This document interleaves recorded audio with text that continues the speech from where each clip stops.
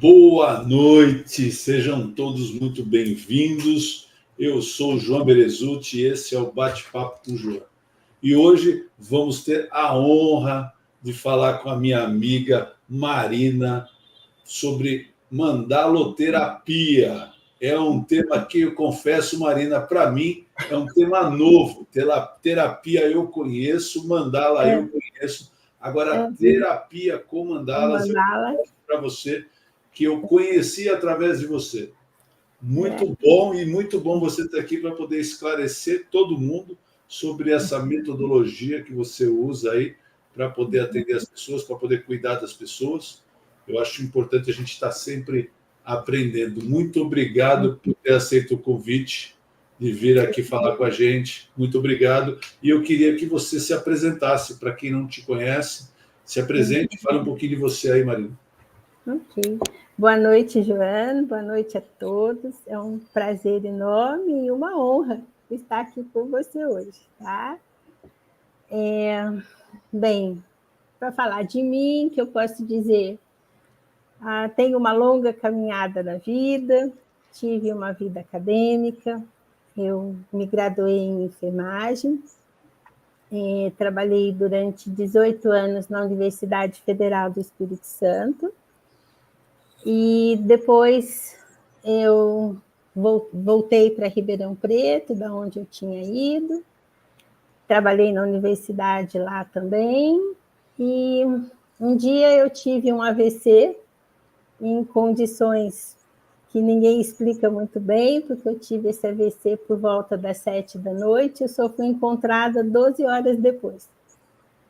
E aí, no hospital, né, quando eu acordei disso tudo, o neurologista olhou para mim e falou: olha, você é enfermeira, você sabe tanto quanto eu que não era para você estar nem acordada e nem sem sequelas tão grandes, né?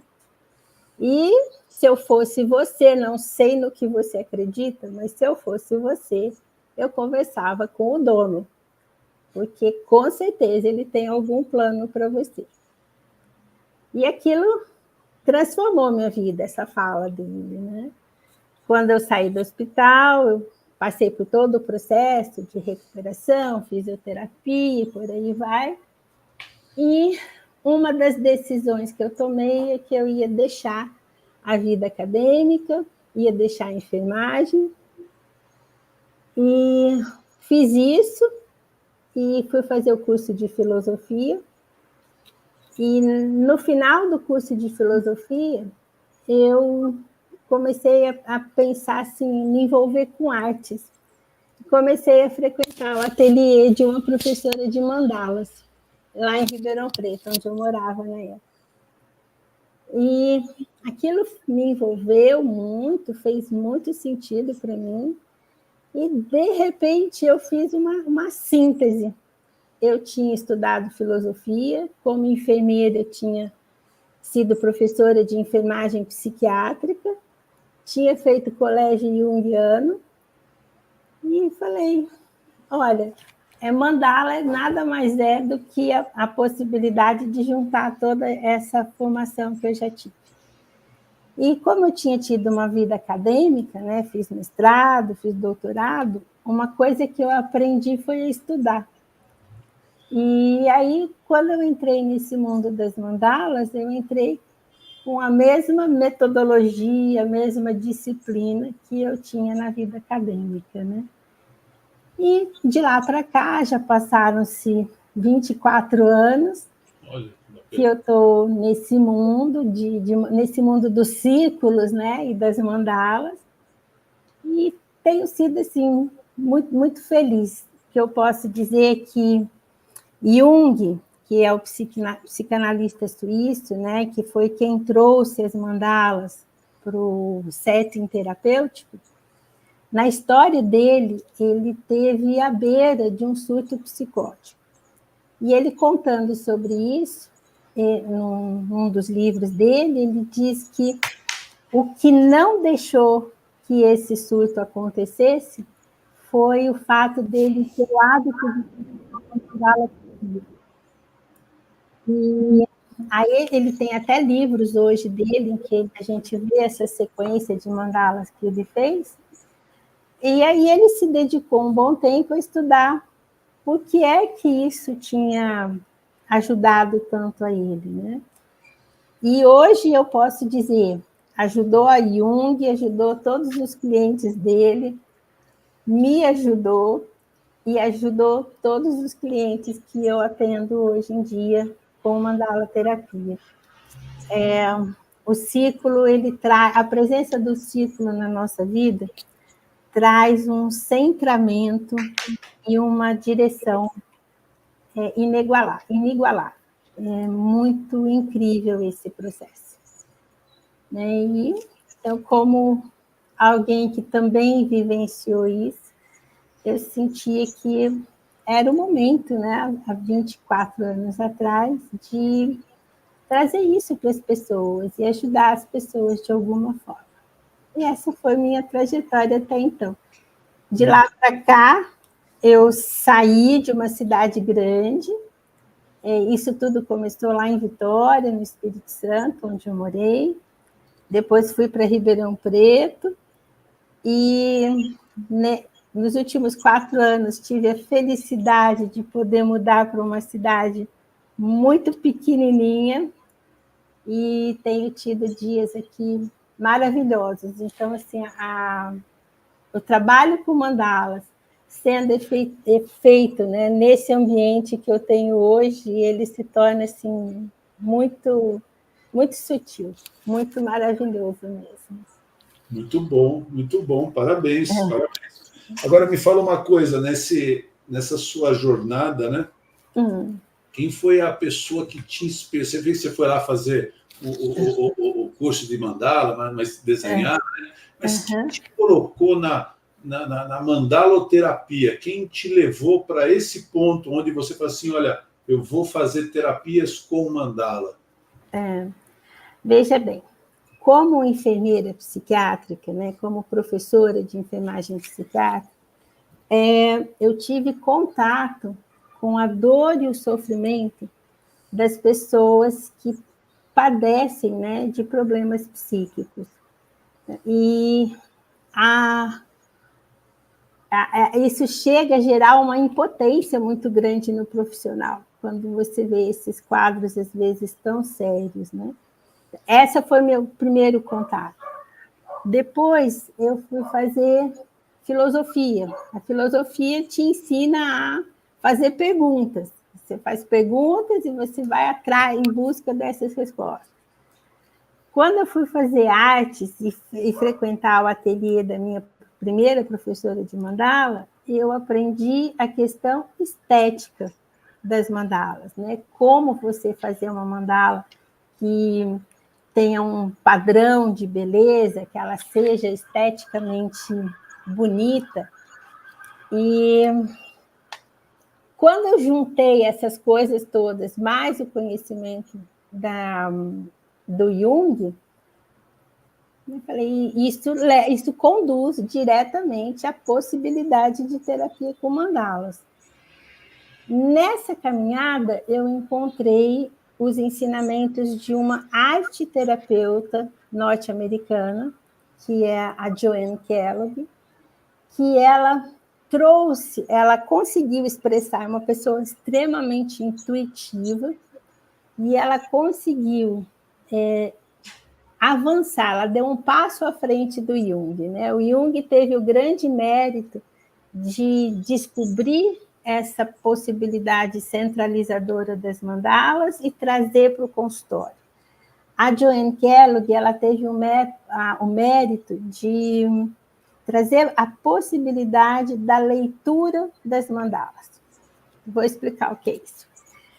A gente fala muito, a gente conversa muito. E as terapias tradicionais, elas são basicamente baseadas na palavra. Então, você vai no psicanalista, você vai falar. Você vai em qualquer atendimento psicológico, você vai falar também, você vai contar da sua dor, da sua história. Esse é o espaço das palavras. quando a gente trabalha com mandala, as palavras não fazem sentido, porque a mandala, quando um cliente desenha uma mandala, ele expressa alguma coisa muito interior dentro dele. E o nosso self, que é o nosso eu mais interior, ele não entende a linguagem falada. O self se expressa através de imagens. Uma outra expressão do self são os nossos sonhos. Os sonhos não é sempre que eles têm palavras, eles se expressam muito mais em imagens. E no desenho, sobretudo o desenho dentro do espaço circular, ele expressa em cores e formas coisas que muitas vezes nem o autor do desenho consegue ver. E aí, quando um profissional está fazendo a leitura da mandala, ele consegue traduzir para o cliente o que é que o interior dele, o que o self mais profundo dele está dizendo. E isso é um caminho de autoconhecimento, é um caminho de cura, é um caminho que traz para a pessoa muitas possibilidades, né, de cuidar das suas dores. E aí eu no começo, eu tinha muitos clientes que psiquiatras me encaminhavam eles, né? Pacientes esquizofrênicos, pacientes dependentes químicos, e eles às vezes têm dificuldade de falar o que eles estão sentindo, mas na hora de expressar no desenho, eles expressam com muita clareza tudo o que está se passando dentro deles. Aí as pessoas às vezes falam assim, então a mandala terapia é mágica? Não, ela não é mágica. Ela é um processo. Fazer a leitura das mandalas exige conhecimento, exige estudo, dedicação, exige uma sensibilidade, né, um contato claro e transparente com a sua intuição. E não tem magia nisso, né? É tudo muito metódico, né? Tanto é assim que quando você atende crianças e adolescentes, a gente, como profissional, você é obrigado a dar um retorno aos pais dessa criança ou desse adolescente. E muitas vezes os pais, eles não veem aquilo que os seus filhos estão trazendo para o terapeuta. E com a mandala terapia, não fica palavra a palavra, não fica o pai dizendo assim, não, meu filho não, imagina que ele está se sentindo triste, que ele está se sentindo revoltado. Não existe essa teima com o terapeuta pega a mandala e fala assim, olha, eu vou mostrar aqui para você onde é que está a tristeza, onde é que está a raiva, onde é que está a revolta, você tem clareza nisso, você tem um documento, né, que expressa tudo aquilo que está se passando com aquela pessoa. Sem filtro, né, Marina? Sem filtro. Quando você vai para o terapeuta, né, eu imagino que as pessoas, muitas, né, têm vergonha de falar alguma coisa, Exato. Não quer expressar, fala pela metade, mas quando você desenha, inconscientemente, você não vai esconder nada, você vai fazer o desenho, você vai fazer e você coloca para fora e você nem sabe o que está colocando para fora. Exato. Exatamente. E aí você lá abre o seu livro, né, e fala assim, está aqui, e a Marina vai lá e faz a leitura. Isso assim. É muito incrível, porque às vezes o cliente fala assim, mas como que você sabe isso? Eu não falei nada disso. Não precisa falar, você desenhou isso. Né? Eu não estou inventando coisas, eu estou te mostrando no seu desenho onde esse conteúdo todo está. Traçando até um paralelo, né? Eu falo que tem o estudo que fala que o corpo fala, né? Então, às vezes, você pela postura, né? Pela forma que você se comporta, você sabe o que está acontecendo, né? E aí, pelo desenho, pela mandala, é a mesma coisa. Quando você falou, a gente conversou lá atrás, você falou para mim sobre os círculos, e você voltou a falar agora há pouco sobre os círculos, né? E parece que os círculos têm muita importância, né, nesse processo. Aí eu queria que você falasse um pouco mais disso, e assim, a Marina mandou para mim umas mandalas, estão todas aqui para apresentar a hora que você quiser. A hora que você achar que deve, Marina, você me fala, que eu coloco as mandalas aqui para você falar um pouco dela. Eu vou só esclarecer um pouquinho essa questão do ciclo, e aí a gente já pode ver aqueles primeiros slides, né? Olha só. Qual é o instrumento que a gente usa para fazer um círculo perfeito? É um compasso. Todo mundo, algum dia na vida, nem que seja lá na escola, lá longe, já usou um compasso. Um compasso, ele tem uma ponta de metal que a gente fixa no papel e depois dá uma abertura para o compasso e tem a ponta de grafite. Você fixa a de metal ali no papel e faz o círculo em torno. E aí, o ciclo, além do compasso oferecer para você a possibilidade de fazer um círculo perfeito, ele te dá 2 lugares. O círculo, ele tem essa parte central, que é o centro do círculo, e tanto faz se esse círculo tiver 10, 20 centímetros, 1 metro ou 1 quilômetro de raio, todos os círculos sempre terão 360 graus. E a distância do centro dessa parte onde o metal marcou no papel até o círculo, ela vai ser igual em qualquer ponto do círculo que você levar do centro até o círculo, sempre vai ter a metade da abertura do compasso que você fez, tá? Bem, e aí, por que e quando a gente fala mandala, a gente fala círculo, porque no conhecimento mais teórico, a mandala, toda mandala se expressa numa forma circular. Entretanto, alguém pode falar assim, mas as mandalas tibetanas não são circulares. Está certo. As mandalas tibetanas, elas se expressam dentro de um espaço quadrado. Mas dentro desse quadrado sempre tem um ciclo. Porque para os tibetanos, o ciclo é uma forma tão sagrada, tão perfeita, que precisa, para se apresentar, estar dentro da proteção de um quadrado. Então, essa coisa assim da gente dizer toda mandala é circular, sim, toda mandala é circular, mas você também pode se expressar numa mandala dentro de um quadrado, tá? E por que o ciclo é tão importante? Qual a conexão com o ciclo? As primeiras mandalas que foram desenhadas no mundo foram há 40 mil anos atrás, pelos aborígenes australianos. Isso na história tal como a gente conhece nas escolas. Hoje a gente já sabe que essa história é diferente. Mas os aborígenes eram nômades que caminhavam pelo deserto. São seres humanos que eles precisaram desenvolver a sensibilidade de, caminhando no deserto, no meio da areia, enxergar formigas. Por quê? No deserto, aonde tem formiga, vai ter água.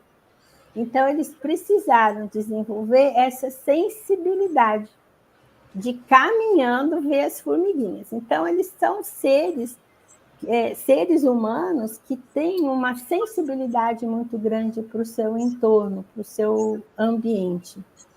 Quando esses aborígenes olhavam para o céu, o que eles viam durante o dia? O sol na sua forma circular.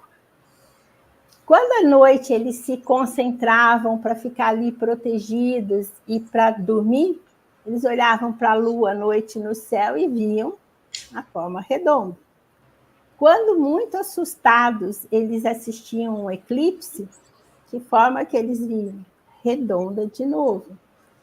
Quando as mulheres engravidavam, qual a forma do abdômen que as mulheres grávidas assumem? Circular. Qual a forma dos nossos olhos? Circular.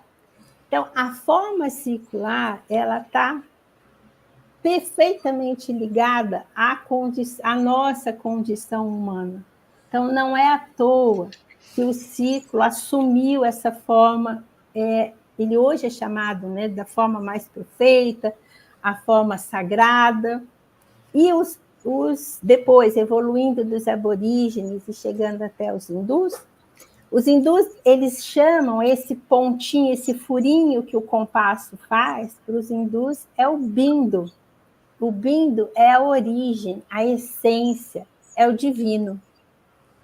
E o entorno, o que nós chamamos de círculo, para eles é o espaço, que é o espaço da periferia. É o espaço, o sagrado está lá dentro e a periferia faz contato com o sagrado e com o externo.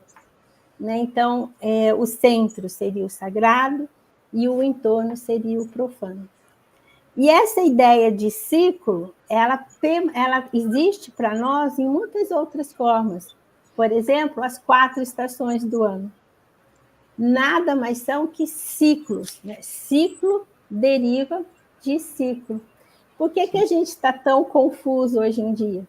Porque, por exemplo, estávamos conversando agorinha, estamos em setembro, quando é o mês que a primavera começou, mas não tivemos verão, não tivemos inverno, quer dizer.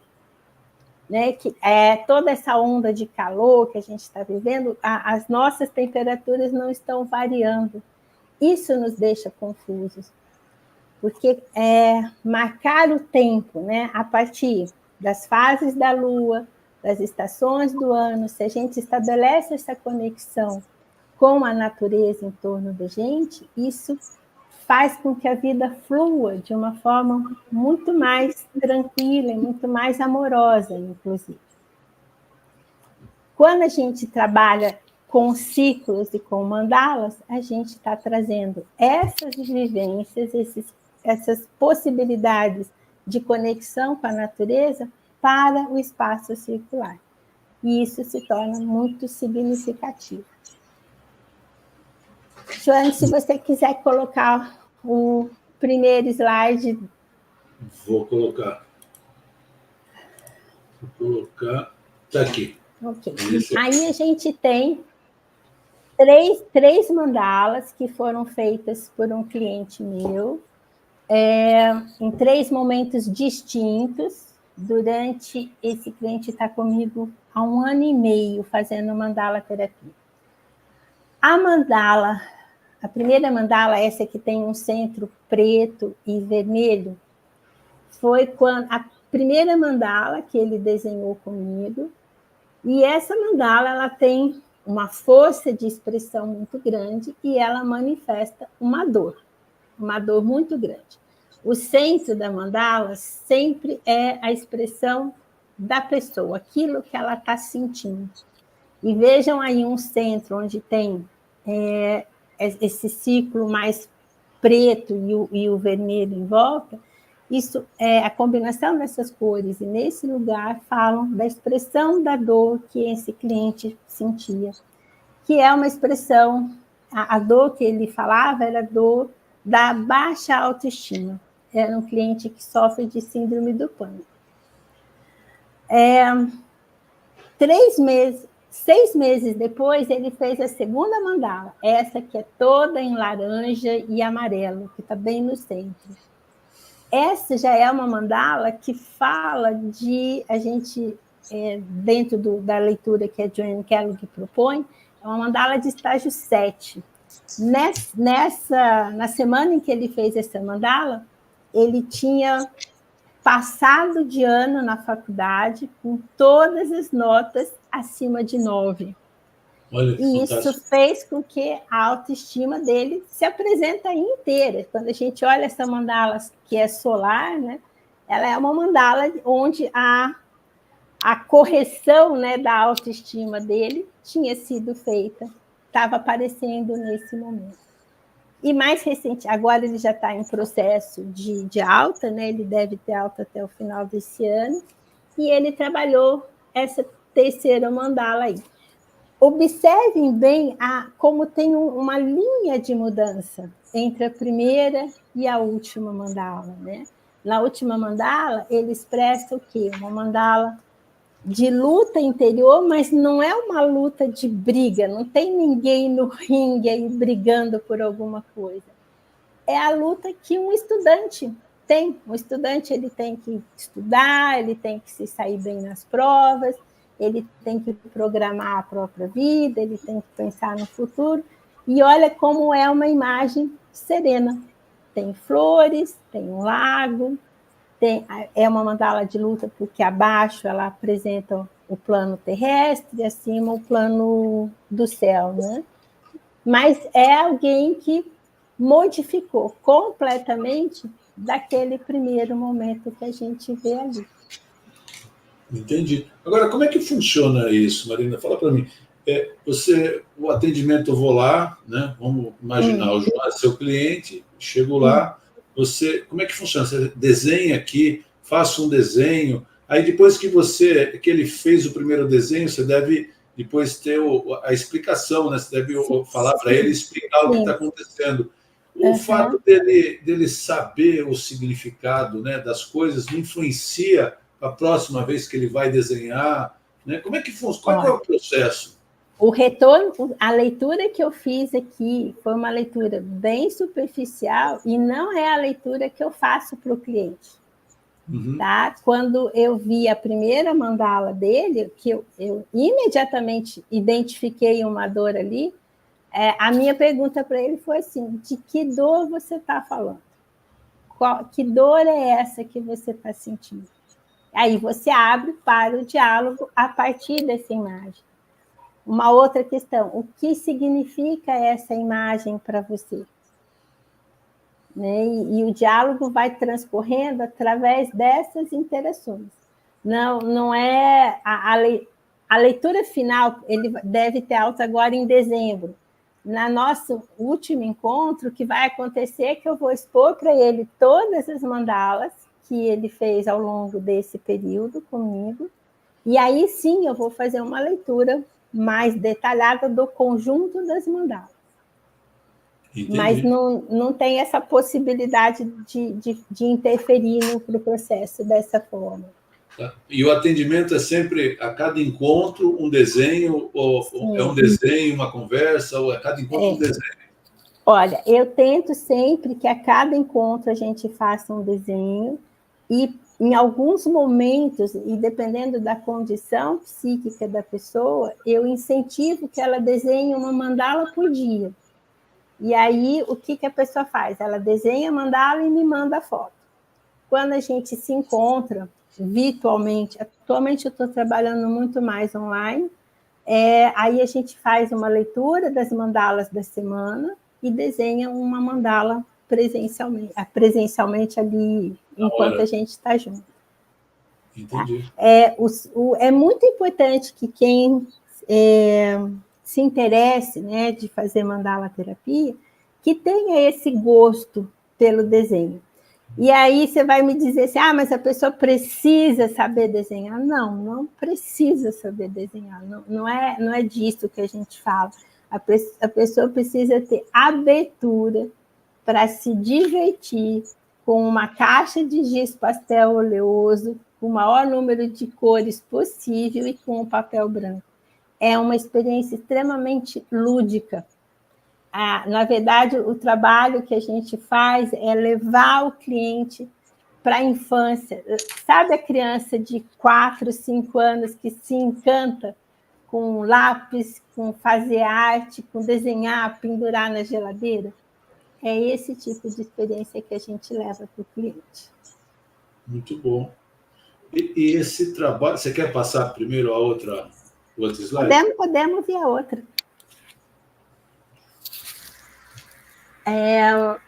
Essa cliente, por exemplo, quando ela me procurou, no primeiro encontro que ela fez essa primeira mandala, é uma pessoa que trazia uma história e ela vivia um luto nos últimos 15 anos da vida dela. Ela vivia o luto da perda dos avós e dos pais.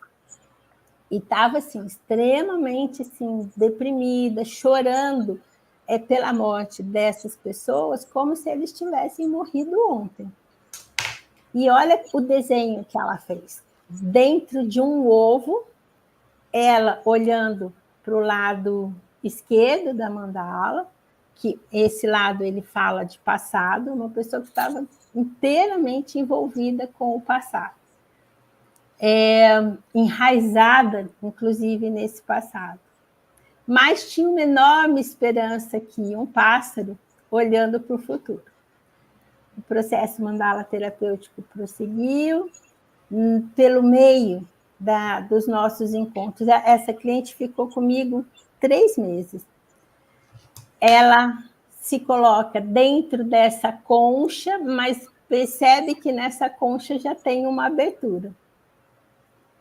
E no final do processo todo, olha como ela já se desenha, completamente virada para o lado oposto aqui, que é que ela já está voltada para o futuro, e pronta para reconstruir a própria vida, independente dessas experiências. Ela venceu o luto ao longo do processo do mandala terapêutico. E ela desenha bem, hein? As mandalas bonitas. É uma artista também, né? Muito linda. Na hora que você falou do lado esquerdo, na hora eu já olhei o outro e falei assim, nossa, ela virou completamente. Foi pro outro lado. Isso aí. Muito bom, muito bom. Okay. Não sei se o próximo slide também é. Ok. Aqui eu estou mostrando os desenhos de uma outra cliente. A primeira mandala que ela fez foi essa daqui. Observa que é uma mandala equilibrada, é uma mandala que toda a imagem, né, se constrói a partir do centro, em direção à periferia. Entretanto, olha esse espaço completamente diferente desse outro aqui. Esse espaço aqui é um espaço que fala de infância. E quando essa cliente me mandou, ela mandou esse desenho para mim, ela não tinha ainda se colocado como cliente. E eu imediatamente mandei uma pergunta para ela assim: qual é a questão que você está trabalhando, o que te prende na sua infância? Qual é o inverno atual da sua vida? Aí, na mesma hora, ela responde assim: preciso um processo mandala terapêutico. E ela começou esse processo. No momento seguinte, um tempinho depois, ela fez essa mandala aqui. Essa aqui é uma mandala de fragmentação, ela parece uma colcha de retalhos. Trabalhou isso com bastante dificuldade, precisou mesmo, assim, é uma família de poloneses que trazem com eles toda a experiência da guerra na Polônia, e ela sofreu com isso, né? Mesmo não sendo diretamente polonesa. Ela começou a elaborar essa colcha de retalhos aqui, percebe como aqui já tem uma organização, como já aparece um centro bem definido outra vez, e essa foi a última mandala que ela fez antes de ter alta, né? Que ela já consegue aí se expressar com muito mais leveza, com muito mais tranquilidade e pronta aí para a vida. E eu vou te dizer uma coisa, ao longo desses... Desculpa, pode continuar. Não, eu não te ouvi, eu não ouvi o que você falou, cortou. Não, eu falei que a terceira mandala, ela vai para a terceira dimensão, né? Porque ali era só no plano, né? Na terceira ela já faz a... Isso aí, tranquilo.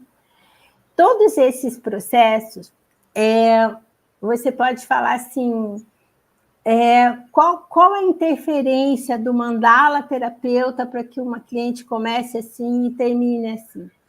É mínima, é muito mínima, porque, na verdade, o mandala terapeuta, o principal trabalho dele é incentivar a pessoa a se expressar com imagens. é só esse. Se ao longo desse processo todo aqui eu não tivesse dito uma palavra para ela, não tivesse feito uma leitura, o simples fato dela estar desenhando em ciclos conduziria a um momento de maior centramento, de maior o cliente com ele mesmo em bem, em harmonia. Muito bom. E vocês que estão assistindo a gente ao vivo, tiver pergunta, fique à vontade de colocar no chat aqui, que a gente faz as perguntas aqui para a Marina. Marina, um tratamento normalmente demora quanto tempo? Qual que é o ciclo natural aí de tratamento?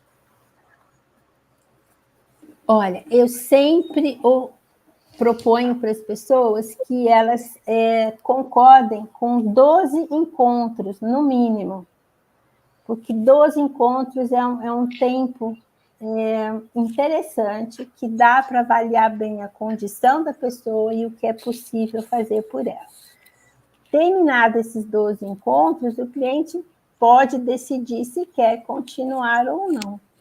E aí eu tenho clientes que estão comigo, que está comigo há mais tempo, está há 4 anos, ela poderia ter alta, mas ela não quer ter alta porque ela se sente muito bem, que ela precisa desses encontros. E tenho pessoas que ficam 1 ano, 1 ano e meio, mas isso é de cada um, é um processo super individual mesmo, é bem pessoal, tá? Entendi. E assim, quando a gente estuda arquétipo, né, e a gente fala de animais, né, e você usa imagens de animais, né, para poder te ajudar no dia a dia, né? Só dela estar ali um quadro de um animal, né, a foto de um animal, isso te ajuda, né? Você usa mandala, né, para ajudar no tratamento, para que as pessoas levem um desenho, uma mandala específica para poder ajudar no tratamento? Olha, quando eu estou tratando uma pessoa, eventualmente elas fazem mandalas que eu falo assim, essa mandala aí você tem que grudar na sua geladeira. Tem um ímã de geladeira e gruda essa imagem aí, porque ela vai te ajudar bastante. Isso é o que eu faço no processo de mandala terapia. É que tem um outro trabalho que eu faço, que é completamente apartado do processo de mandala terapia, que é quando eu construo mandalas pessoais intuitivas para as pessoas que tenham esse desejo de ter essa mandala. Aí, quando eu faço isso, a pessoa me passa o nome completo, a data de nascimento, com o dia, a hora e o local do nascimento, que eu vou fazer o que eu chamo uma pesquisa energética. E nessa pesquisa energética, eu vou buscar vou construir o mapa astral da pessoa, vou buscar o anjo da guarda dela, o animal de poder, vejo, enfim, vejo vários horóscopos dessa pessoa, vários signos dessa pessoa, e isso me dá uma possibilidade de avaliar qual a condição energética dessa pessoa. E aí eu transformo em cores e formas um equilíbrio dessas energias. Então, pode ser que alguém tenha aí uma enorme quantidade de água no seu mapa astral e que a sua pesquisa energética seja pura água. A pessoa que é pura água, ela é uma pessoa que tem dificuldade de estabelecer limites, é uma pessoa extremamente flexível. O que você vai contrapor? Você vai dar para ela os outros elementos. Então, tem formas de você dar para essa pessoa mais fogo, mais terra, mais ar. Você compõe uma mandala que dê essa possibilidade, trabalha com cores, e aí essa pessoa acaba tendo uma mandala pessoal, e a gente sabe que as mandalas, elas têm uma vibração energética que ela é possível de ser avaliada usando... Tem um aparelho da radiestesia, o aurímetro, né? Você mede E a mandala, ela abre um portal energético para aquela pessoa. Então, mas esse é um outro trabalho que eu faço com mandalas, tá? E aí qualquer pessoa pode te procurar e falar assim, eu quero fazer a minha mandala, e é independente de fazer o atendimento. É completamente independente. E o que ajuda, assim, você falou bastante, né? Mas assim, eu faço essa mandala, você faz essa mandala pessoal, é alguma coisa que eu vou ter que colocar no meu quarto, vai colocar na minha sala, tem algum ritual, como é que funciona? O que eu faço depois de ter essa minha mandala? Quando você tem essa sua mandala, o ideal é que você coloque no lugar da sua casa onde você fica mais tempo. Né? Isso pode ser tanto no seu quarto, quanto pode, se você trabalha na sua casa, pode ser no seu local de trabalho, ou próximo a uma poltrona que você esteja acostumado a sentar e passar um tempo lá. Isso porque, considerando que a mandala abre um portal energético, é óbvio que quanto mais próxima a pessoa estiver desse portal, mais ela se beneficia dela. Uma mandala pessoal, ela nunca deve ficar no corredor da casa de ninguém, porque o corredor é um lugar de passagem, e aí os lugares de passagem, eles não são favoráveis para a energia da mandala. Tá? Então, assim... Muito bom. Pode continuar. Não, pode falar. Não, eu ia perguntar para você, que numa conversa lá atrás que a gente teve, você falou desses benefícios para as pessoas mais idosas, mais velhas, né? Eu queria que você falasse um pouquinho sobre isso. Tá. As pessoas idosas, elas se beneficiam bastante dos processos mandala terapêuticos. Por quê? Se você observar a mandala desenhada por uma pessoa idosa, habitualmente ela escolhe tons bem pastéis, ou ela trabalha com as cores, mas bem clarinho. Isso é até parte do processo de sutilização da pessoa idosa, né? Alguns idosos que envelhecem com sabedoria, eles conseguem trilhar esse caminho da sutilização. Então, por isso que os desenhos deles são mais sutis mesmo, né? E quando eles trabalham dentro do espaço circular, isso é muito benéfico para eles, porque uma coisa que o idoso costuma perder é o sentido de posso criar, porque ele não pode mais ter filhos, essa coisa, ele não está mais trabalhando, ele está mais aposentado, então ele fica assim, eu não crio mais nada. E quando você começa a criar desenhos e você descobre que você consegue fazer coisas muito interessantes, coisas bonitas, inclusive, né? Isso é muito benéfico para eles. Isso traz muita tranquilidade, muito bem-estar para eles. E os idosos, muitas vezes, eles têm mais dificuldade de desenhar, alguns, né? Eles têm mais dificuldade de criar um desenho.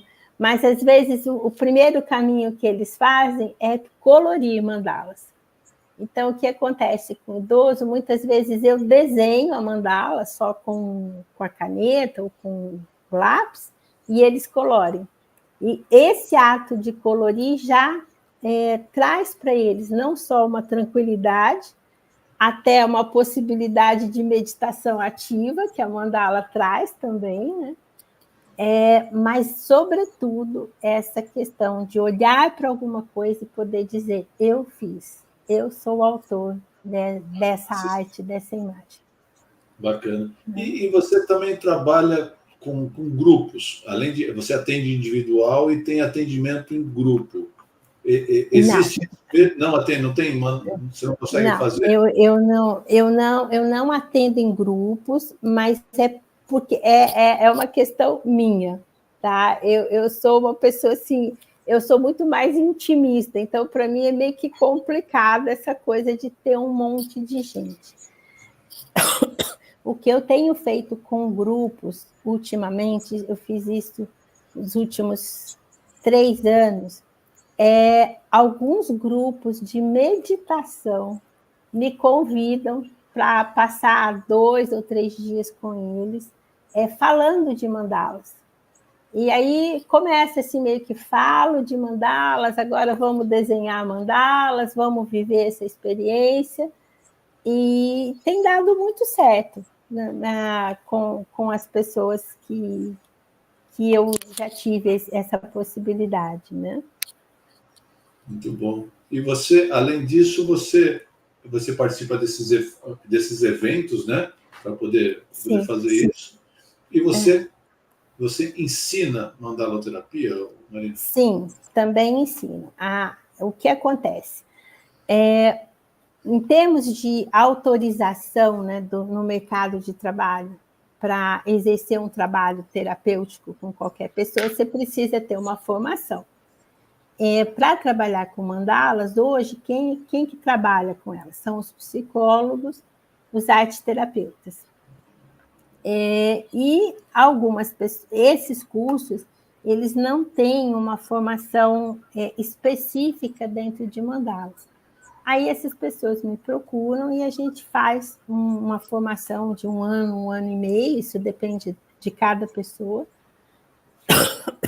e é onde elas vão aprender a leitura de mandalas, história das mandalas e as técnicas de intervenção com mandala terapia. Muito bom. E hoje no Brasil, a gente tem muita gente trabalhando com mandala. O Brasil ou em algum lugar fora do Brasil tem mais gente? Como é que funciona esse mercado de profissionais? Olha, nos Estados Unidos, o trabalho com mandalas é muito sério, tá no currículo de algumas universidades, que eu já estive lá, já participei desses momentos. Na Europa, tem alguns grupos, mais na França, tem um grupo que é até um grupo mais internacional, que está lá na Inglaterra, e na Austrália também tem bastante gente trabalhando com mandalas. No Brasil, tem alguns grupos, mas ainda não é um trabalho assim mega reconhecido, ainda não está nos meios acadêmicos, né? Mas onde isso é mais forte? Em São Paulo, Rio, no Rio Grande do Sul também, e aos poucos isso vai se disseminando, né? Isso vai aumentando com certeza, mas atualmente os 2 grupos mais fortes que trabalham com mandalas estão em São Paulo e Rio. E você consegue dar um exemplo para a gente de algum cliente seu, sem, lógico, falar o nome, que se você viu assim, olha, a mandaloterapia transformou essa pessoa. Você tem assim um exemplo? Assim, olha, nossa. eu tenho a gente nesses momentos a gente lembra mais de todas as situações de sucesso, né? Mas o que eu posso dizer para você? Todas as pessoas que passaram por mim com mandala terapia tiveram experiências transformadoras. No sentido assim, de que sempre que um cliente chega, a gente procura identificar o que é que trouxe ele, qual é a questão que ele quer tratar naquele momento, né? E grande parte desses clientes, quando terminaram seus processos, terminaram bem, eles têm recordações felizes desses momentos, né? E não é necessariamente assim quem ficou muito tempo. Às vezes, quem teve uma experiência rápida, né, teve cliente meu que fez 6 encontros e falou: olha, eu estou resolvido. Agora eu sei, agora eu vou assumir um caminho. E tem também histórias de pessoas que não se adaptaram, que dizem assim, olha, isso não é para mim. é legal, mas não é para mim. Enfim, tem todo tipo de experiência mesmo, né? Não tá, a pessoa não chegou no momento, né? Até isso tá tudo é certo. muito pessoal mesmo, né? É isso aí, e está tudo certo. Marina, aquelas outras mandalas que você me passou, você quer falar? Vamos passar só algumas. Desculpa. Essas são algumas mandalas pessoais intuitivas.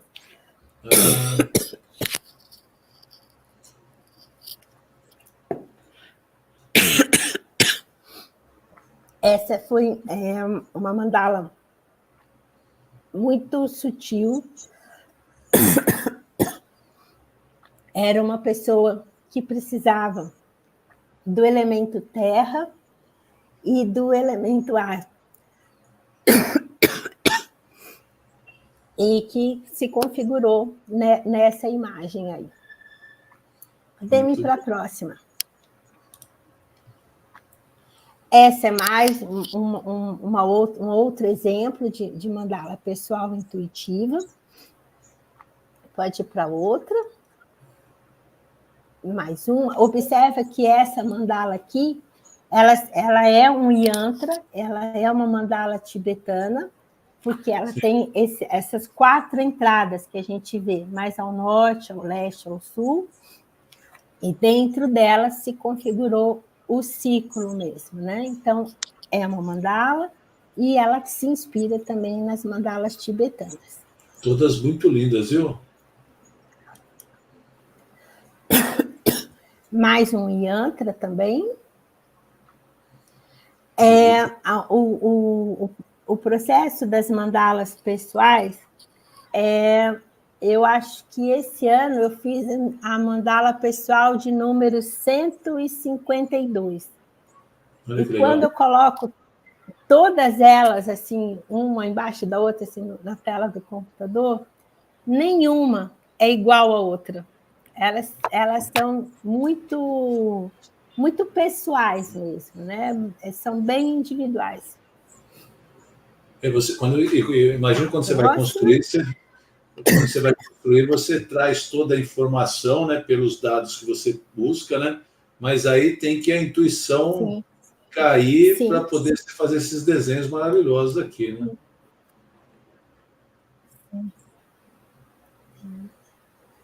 Essa aí foi mais essa foi feita sobre tela. Hoje eu não trabalho mais sobre tela, só trabalho sobre o papel para aquarela, né? Muito bom. Ai, que lindo. Essa é uma mandala sobre o papel negro. Quando a gente trabalha sobre o papel negro, a questão toda é trabalhar a luz e a sombra, né? E aí ela exige um esforço bem grande da gente criar essa luz no papel negro, né?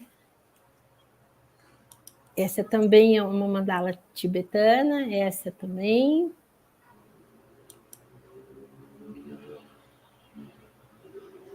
Ai, que bonito. Seu trabalho é fantástico, viu? Eu curto, eu faço com muito amor esse trabalho, sabe? Porque é tudo de bom você trabalhar com cor, né? E criar coisas que sejam bonitas, legais. Essa mandala aí, ela é uma mandala intuitiva também. E uma pessoa que estava muito doente, ela estava com uma perspectiva de estar com um câncer e precisava fazer uma cirurgia para ver isso. E uma pessoa muito amiga dela me escreveu e falou assim: faz uma mandala para essa pessoa, porque isso vai ajudar ela de alguma forma. A pessoa estava bem desesperada. Ela recebeu a mandala numa segunda-feira. Na terça-feira ela fez a cirurgia e não tinha câncer, está super bem até hoje. Ai, que benção. E ela diz assim: olha, né, tá aí. Tá aí. A Tereza Cristina aqui está no chat falando que essa aqui é a mandala dela.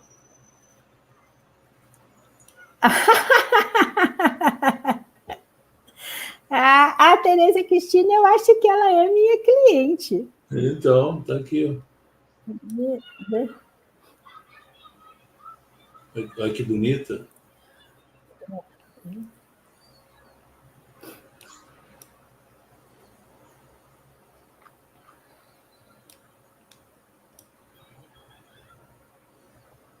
Essa é diferentona também, né?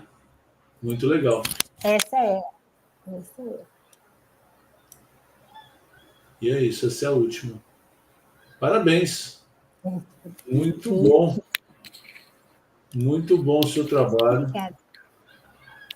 A gente está chegando próximo do nosso final aqui, Marina, mas eu queria que você falasse como é que vocês acham. Eu vou colocar aqui o seu WhatsApp para que as pessoas me procurem.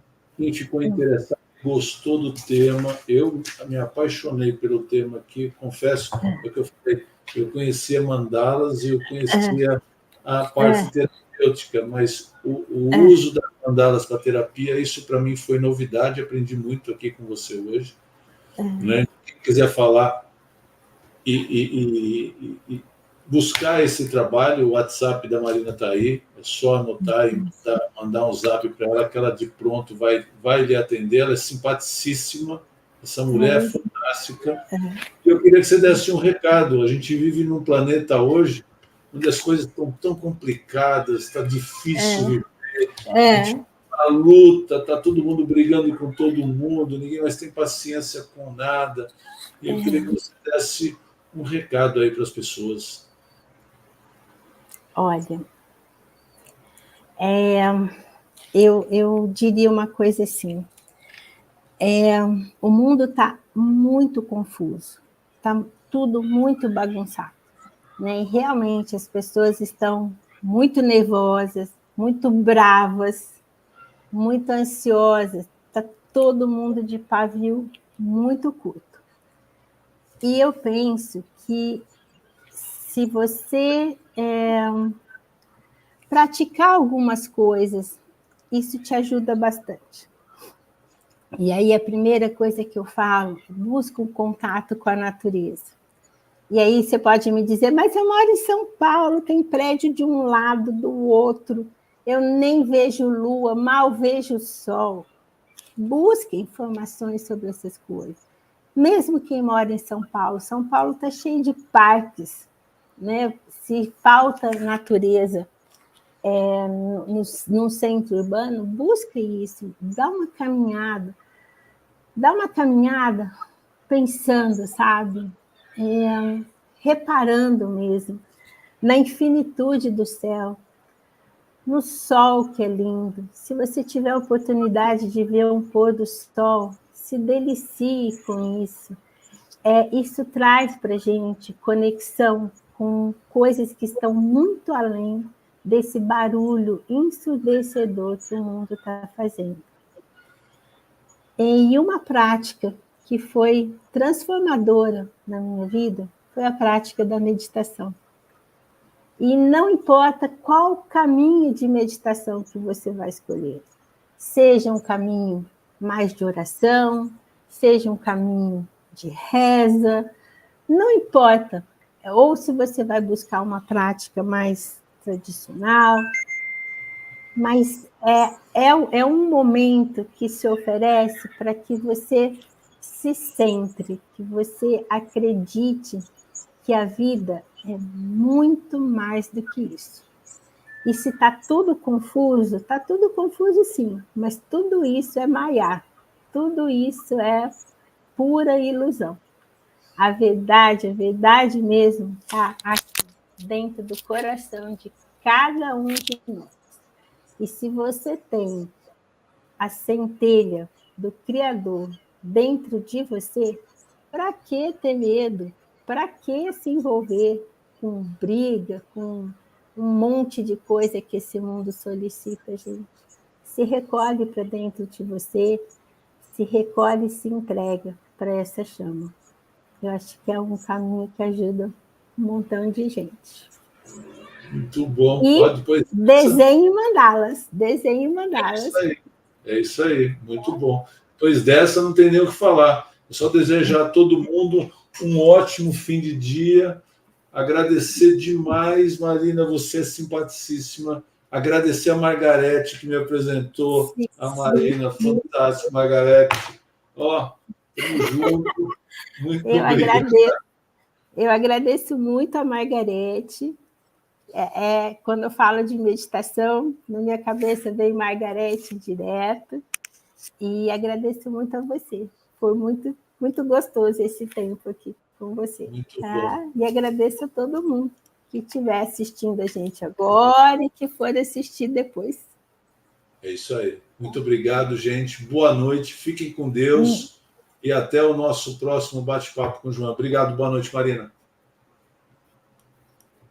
Boa noite.